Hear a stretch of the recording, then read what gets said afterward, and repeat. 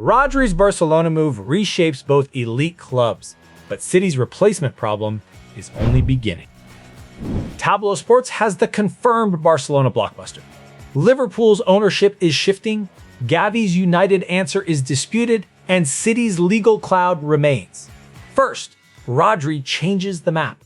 The biggest move of the day is official, and both clubs now have to rethink midfield. Rodri completes £65.4 million move to Barcelona from Manchester City. This isn't a rumor anymore, so the tactical questions can finally replace the transfer theater. Barcelona get a midfielder built for control, while Manchester City lose the player who made control look routine. The £65.4 million fee matters, but the 4-year commitment matters more for Barcelona's planning. Barcelona have confirmed Rodri's signing from Manchester City for £65.4 million, and the Spain midfielder has signed a 4-year contract. That closes the earlier speculation cleanly. Rodri is a Barcelona player now. Simple as that. For Barcelona, the attraction's obvious. Rodri can receive under pressure, protect the ball, and set the rhythm from the base of midfield. Their possession system gives him the authority he had at Manchester City, but the Spanish club will still need runners and reliable spacing around him. One superstar can't repair every structural weakness by himself. Manchester City face the harder football question. Replacing Rodri's name is simple on a squad list. Replacing his decisions is much uglier.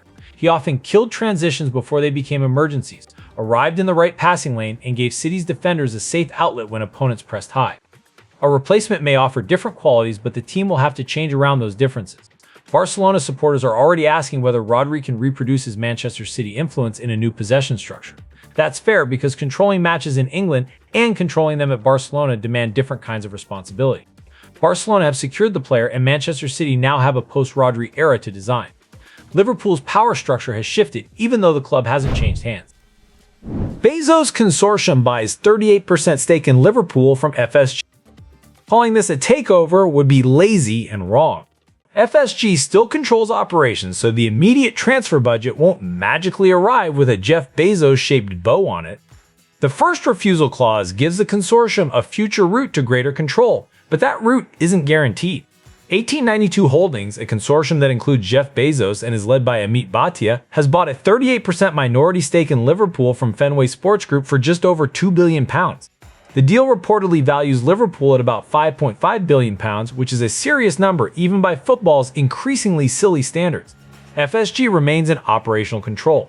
Liverpool's sporting direction and transfer decisions don't suddenly belong to Bezos, and supporters shouldn't expect a new ownership era to begin with 5 expensive signings before breakfast. The consortium does have first refusal on a controlling stake if FSG sells within 12 months, but that option doesn't guarantee a future purchase. The transfer impacts the part worth watching. A minority shareholder can bring capital, contacts, and pressure without setting the recruitment strategy. Liverpool may benefit from stronger financial backing, or the deal may simply give FSG more flexibility while its existing model continues. Fans hoping for immediate spending will need something firmer than a famous name in the investor group. So Liverpool have a new shareholder, not a new ruler. The tension sits between commercial ambition and sporting control, and the next transfer window will reveal whether this changes recruitment or merely changes who watches from the boardroom. And Barcelona's grip on midfield may have frustrated United twice in one morning. Gavi rejects chance to join Manchester United, according to Paper Talk. This is a Paper Talk report, not an official bid rejection or a completed transfer development. The claim still matters because it tests Manchester United's pulling power against a player already established at Barcelona. Gavi's reported decision says less about a deal than it does about the gap between United's ambition and a player's willingness to join. Sky Sports Paper Talk reports that Gavi rejected a chance to join Manchester United. That wording matters. The report doesn't establish a formal agreement between the clubs, a completed transfer, or even a publicly confirmed bid. Gavi is described as a Barcelona midfielder, and that's where the confirmed context ends. United supporters can be forgiven for feeling tired of this movie. A famous target appears, the club's interest becomes a headline, and the story quietly turns into a test of whether the player wants the project. If Gavi has rejected the chance, United haven't lost a signed player, but they may have lost another public argument about attraction and direction. Barcelona's position also looks stronger if Rodri has just arrived and Gavi remains part of the midfield conversation. United need quality there, yet a name alone won't solve their spacing, ball progression, or defensive balance. The report's unconfirmed, but the recruitment question is real. Can Manchester United persuade elite midfielders before the window closes? For now, treat this as a reported rejection, not a transfer verdict. The embarrassment comes from the framing if United allow a possibility to look like a deal that escaped them. But United have a bigger problem than one reported rejection. Manchester United could start 2026-27 with same back four as 2022. A predicted back four isn't confirmed team news, but it exposes a strange return point for United. 8 defenders have reportedly cost 219.7 million Peters since summer 2022, yet the same quartet could open the new campaign.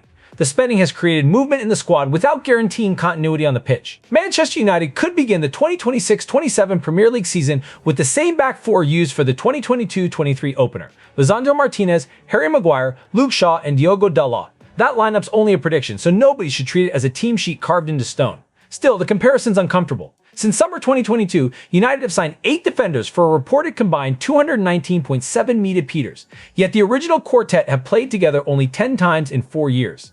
That tells you the overhaul has produced plenty of transactions and very little settled repetition, which is exactly what a defensive unit needs when matches become frantic. Perhaps familiarity is the point. Martinez gives United aggression and progressive passing, Maguire offers aerial strength, Shaw can step into midfield, and Dalot can move inside or overlap. On paper, the combination makes sense. The risk is physical availability and the lack of a stable run together, because a back four learns through mistakes that cost goals. United's defensive spending will be judged by the structure it creates, not the number of arrivals. If the old quartet return because they're the best fit, that's sensible. If they return because recruitment still hasn't solved the same problems, the 219.7 million Peters becomes a very expensive circle. The predicted defense leads straight into Carrick's first competitive test. How Carrick's Manchester United are shaping up before Premier League opener. Preseason shape can suggest a plan, but it can't prove a lineup. Michael Carrick's Manchester United need a repeatable structure before they need another dramatic headline. The away opener at Hull will expose whether the early blueprint survives pressure and transition.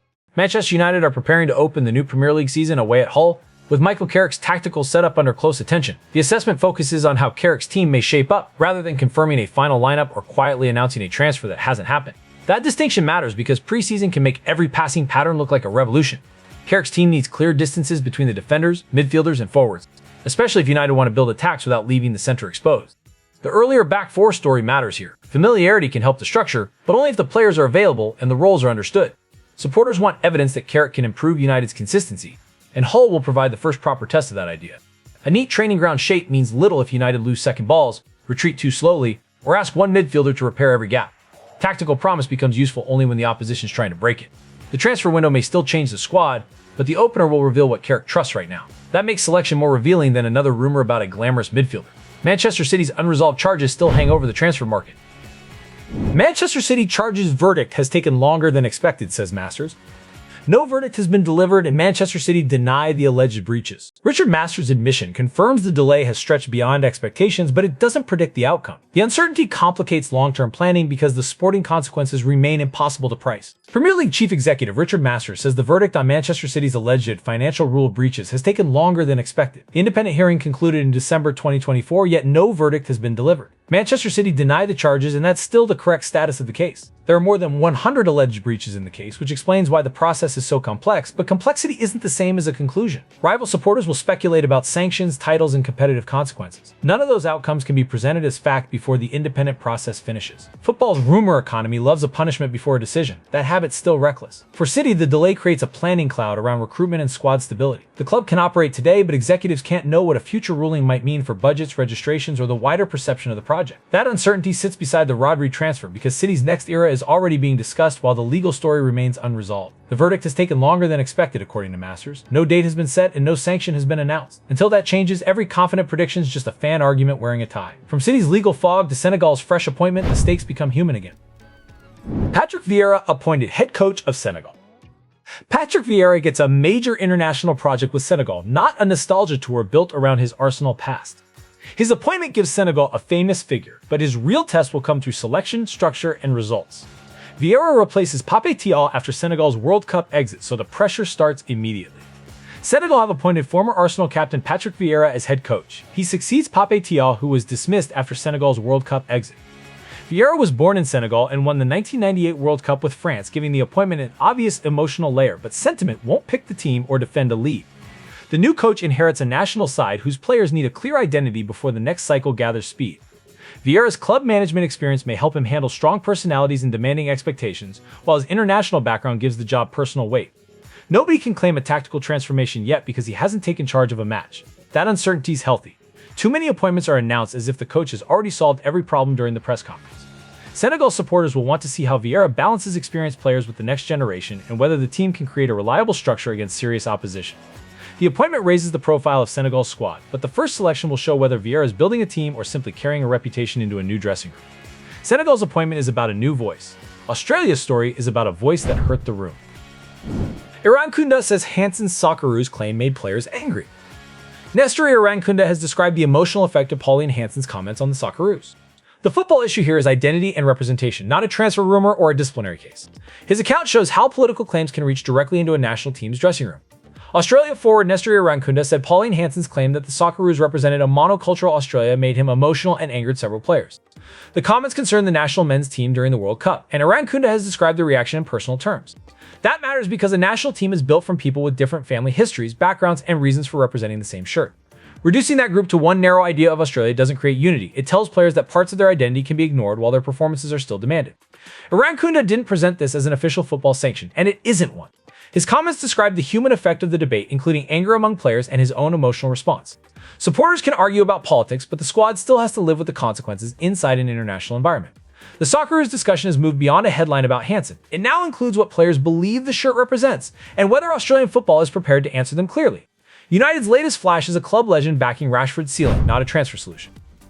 Man United latest, Rashford the one player who can beat my scoring record, says Rooney. Wayne Rooney's claim puts Marcus Rashford's scoring potential back into the conversation. A compliment from Rooney doesn't guarantee form, selection, or a record-breaking career.